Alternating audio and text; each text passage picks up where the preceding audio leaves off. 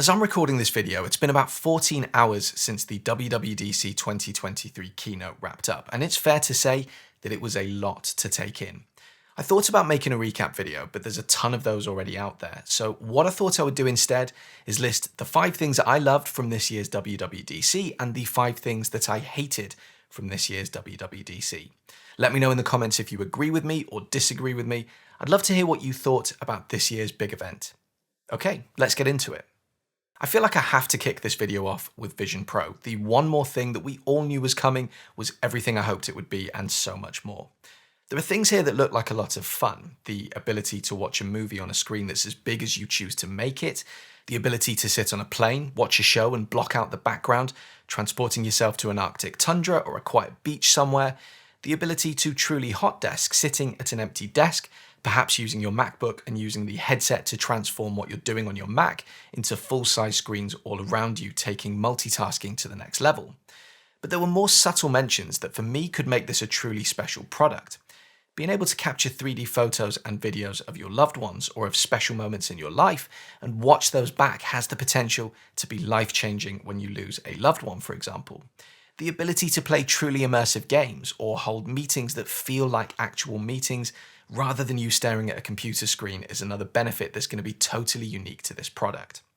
This is generation 1 for this entirely new product line, and I think that's important to remember when you look at this and when you consider the things that aren't so good about this product. I'll talk about those later on in the video. But you can't take away from the fact that this is Apple doing what Apple do best. They've looked at a product category that's already got some key players, and they've given it the Apple treatment, making it slicker, better, my God, more expensive, but also potentially elevating that category from a gimmick enjoyed by a small minority to something that becomes entirely mainstream. They did that with the iPhone, they did it with the watch, and I hope that this is the start of them doing this for AR/VR headsets. Whatever negative thoughts you may have about this product, it is the first Apple product that I felt genuinely excited about in a long time, and that's a big deal. Apple announced a 15-inch MacBook Air, which isn't desperately exciting in terms of it being anything new. This is the same M2 MacBook Air that Apple have already released, albeit with a larger screen. But I do think that the base model M2 MacBook Air with a 15-inch display has the potential to be the most popular Apple laptop ever. Price-wise, it's still very much a premium laptop, but it's just about at the lowest end of premium to be affordable to enough people, whilst packing an enormous punch thanks to the inclusion of that M2 chip. It does annoy me that Apple still sell the base model Macs here with a 256GB SSD. I really feel like all computers ought to begin with 512 gigs of storage, and for me personally, I would opt for the 13-inch base model for a few $100s or pounds less. But if you're in the market for a 15-inch laptop and the Pros are just a bit too expensive for you, this is a welcome addition to the Mac lineup that will most likely do everything you need it to, plus much more. Vision Pro aside, the feature that I'm probably the most excited about is the inclusion of adaptive audio to the AirPods Pro. I think this is a feature that anyone who uses AirPods will have wanted at some time or another. My wife and I went on holiday a few weeks back, and the noise on the flight out was so bad that we both put noise-cancelling headphones on. She had a pair and I was using my 2nd-gen AirPod Pros, but then each time she'd tap my arm to say something to me, I'd have to pause my music and then switch to transparency mode so I could hear what she was saying, then go back to noise cancelling. It's a real pain. And that's when someone's speaking to me. You can imagine that if someone was shouting at you with something important, there must have been situations where people have had accidents because of these. Adaptive audio promises to blend transparency and noise cancelling together to give you whatever is appropriate for that moment in time.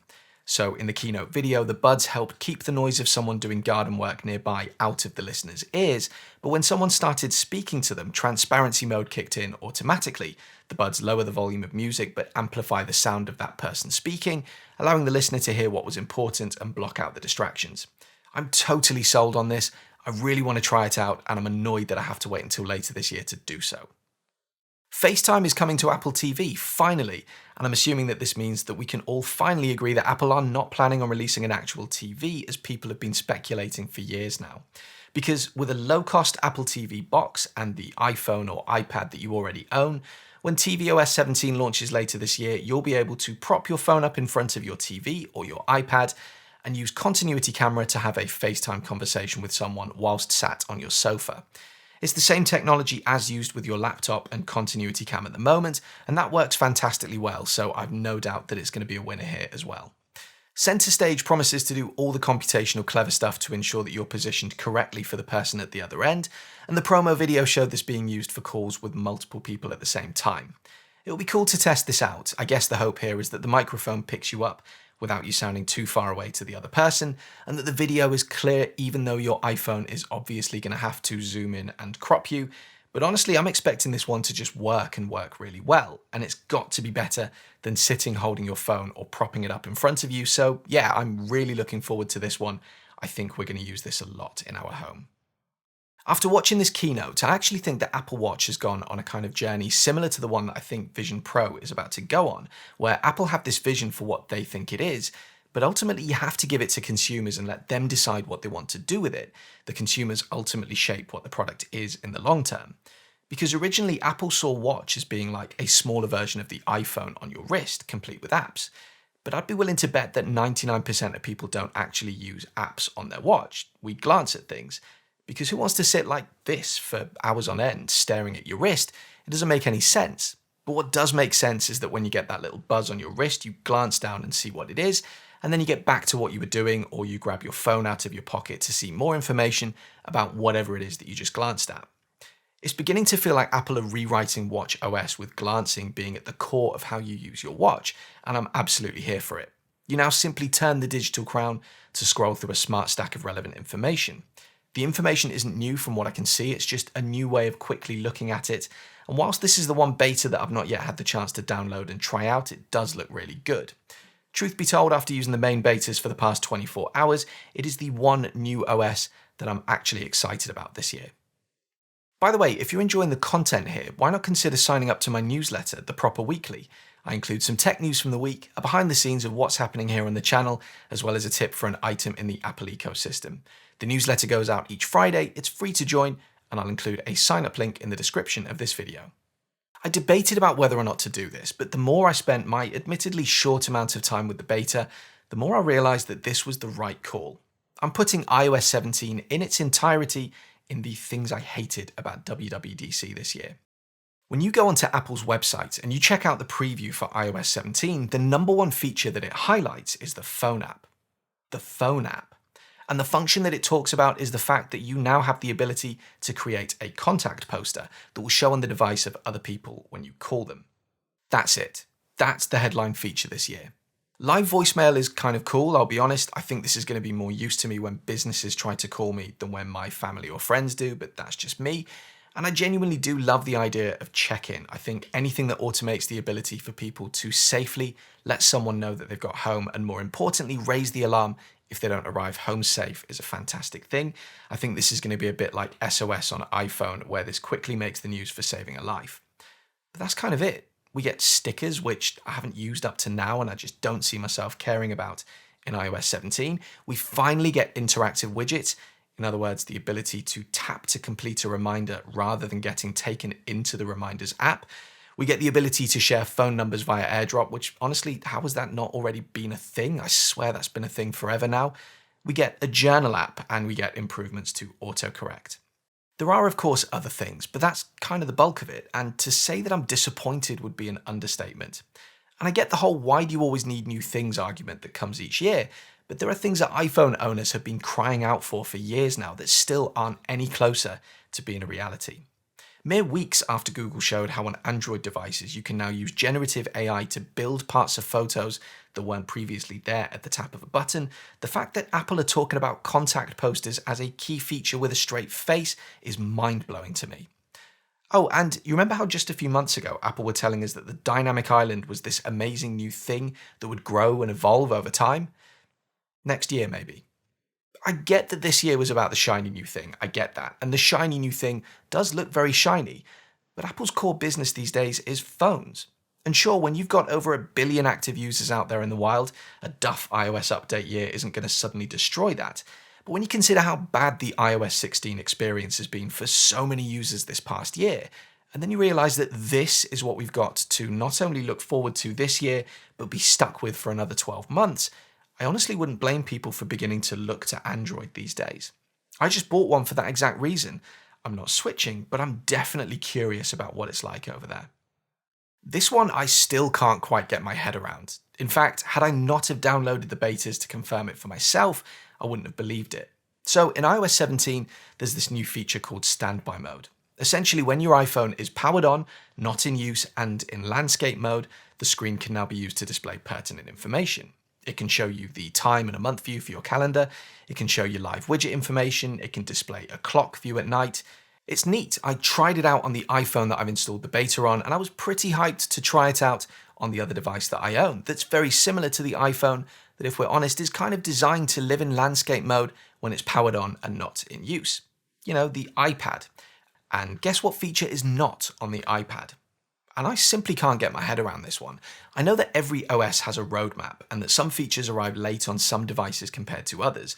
The fact that the iPad is only this year getting the ability to create a lock screen in the same way that you could with the iPhone last year is kind of proof of this. But this is such a basic functionality with code that's clearly already written that surely could be ported across to the iPad in no time to work on a device that could do so much more with this functionality. Your iPad could basically become the home controller that we've all wanted for such a long time now. Baffling. The Mac Pro. I have a funny relationship with the Mac Pro. See, back when I was first thinking about starting this channel, the Mac Pro was the best Apple computer that you could buy, and it was therefore the computer that I wanted. But at a starting price of around £7,000, it just wasn't money that I could justify, especially when I'd still need a laptop computer on top of that. I feel like I got part of the Mac Pro experience by purchasing a Pro Display XDR, still the best Apple product I've ever owned by far. But fast forward a few years, and this laptop, an M2 Max MacBook Pro with the top spec CPU and GPU, 4TB SSD and 64 gigs of RAM is infinitely more powerful than the Mac Pro that I once coveted and for a lot less money. And it's a 14-inch laptop, so I can take it with me anywhere and get work done wherever I am. The Mac Pro was always going to be the tricky one for Apple. It was the last product that they needed to transition over to Apple Silicon, and they've done it. But should they have? Because what you're getting here is an M2 Ultra chip, the same chip that's in the latest Apple Studio, by the way, with the ability to add in PCIe cards if you need to. So not only did Apple not finish off the silicon transition by creating a truly bonkers chip specifically for the Mac Pro, the M2 Infinity Stone or whatever you want to call it, where they essentially fuse two M2 Ultras together, they didn't even make a new case. Surely to truly distinguish from the old Mac Pro, a new smaller case would have been the easiest thing to do. I just can't help but think that if I were to buy one of these, which I won't by the way, I'd spend my whole time looking at it thinking that it's basically a Mac Studio, which is a phenomenal computer stuffed inside a Mac Pro shell. Because while you can input PCIe cards, what you can't do is upgrade the main RAM or the SSD or the GPU, all the things that you absolutely could do with the Mac Pro back when that came out, and all things that are kind of critical to the notion of a modular computer. Yes, you can add in storage and networking and audio-video capabilities via those cards. I just don't really see who would choose this over a spec'd out Mac Studio or a Windows PC. The big change for Siri this year was the transition to you simply using the word Siri rather than the trigger phrase that we've all been familiar with up until now to access it. And then once you've used that word rather than the trigger phrase, Siri is the same old Siri that we all know and love. Okay, like, maybe, tolerate, persevere with.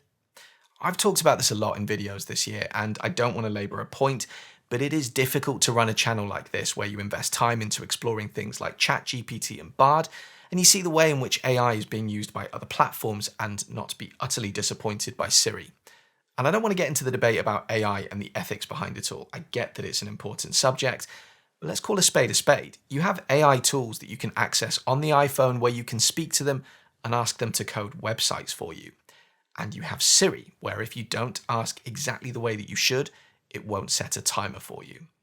Augmented reality may well be the future of computing, but I just don't understand the apparent lack of investment and innovation behind Siri right now, especially because I think Siri is going to have to play a crucial role in this new future that Apple are making. If Apple were sidelining Siri from their products with the intention of it slowly dying out, I'd get it. But as more and more products get released, as more of us become used to the idea of communicating and engaging with our technology with our voices, Apple's dependency on Siri is only going to get greater. Honestly, I didn't think that Apple were going to come up with a Siri upgrade that would be an answer to the kind of things that are happening elsewhere in the world of AI right now. I knew that that wasn't coming at this year's event. But at this rate, I don't think that they will next year or the year after that. This feels to me like Apple being classic, slow-moving, late-to-the-party Apple, and I just can't help but feel like this is going to negatively impact them in the long run. I really, really hope that a Siri overhaul is at the heart of iOS 18.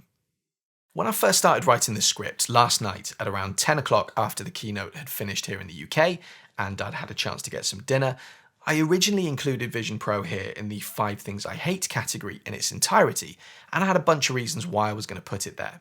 And then I slept on it, and I came back, and I watched a couple of videos from people who had gone hands-on with it, and I decided to totally rewrite it. Because I think I was perhaps being unfair in my initial assessment of this, especially when you consider that I've not had a chance to use it and won't for a long time. There are things that I already dislike about this product. I dislike the price, but I could and most likely will buy one. I dislike that it will be a US-only product for potentially a number of months when this eventually launches, but I can be patient and wait. I dislike the way that you look when you wear this. I simply do not have the self-confidence needed to wear this particular iteration of this product out in public, not even on a plane or a train. I really dislike the way that you have to wear the headset in order to capture 3D video or photo, the video that Apple included in their keynote of a dad filming his kid's birthday. I don't know how anyone in Apple marketing signed off on that. It gave me the creeps. It looks like something out of Black Mirror, and I hate the idea that anyone's kids are going to have to enjoy key moments in their life while a family member is looking at them wearing one of these. But I love the idea of the 3D video feature, and my hope is that Apple are working on bringing this kind of capture to the iPhone, because then I'm totally on board. Grab your phone, capture the moment on your iPhone, come home and watch it in 3D on your Vision Pro. I also really dislike the whole persona thing when you're on a FaceTime call with someone. As it stands right now, I would try FaceTime on this thing to get the experience, but the whole point of a FaceTime call is that you're building the connection by seeing the actual person, not a 3D model of them. And judging by what Apple chose to show at the event, we're a long way off this being believable. Right now, your persona looks like a non-playable character in a video game about to send you off on a side quest. So yeah, after some thought, I definitely do not hate Vision Pro, not enough to put it in a category here in its entirety. There are things about it that I specifically don't like, but I also think it's important to cut Apple some slack here. All of the Apple products that I own and enjoy are later versions of a product. None of them are Gen 1, with the exception of my Mac Studio and Pro Display, but that's a desktop computer and a display respectively. We're not exactly treading new ground with either of these.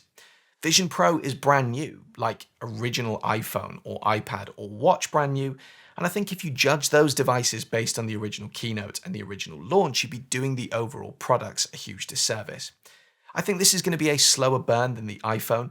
I think it's all going to depend on how quickly Apple can turn this into a sub $1,000, possibly even a sub $500 product, and also when we can see some killer apps that are built specifically for this new product category. The apps, I think we could perhaps see some of those at launch next year, but the price, I think we're a long way off yet. But it is exciting. So there you go, that's 5 things I loved and 5 things I hated from WWDC this year. What about you? What did you love? What did you hate? What are you excited about? What couldn't you care less about? Drop me a comment and let me know. And as ever, if you found this video useful, do please consider leaving me a like and subscribing to my channel for more content like this in the future. See you on the next video.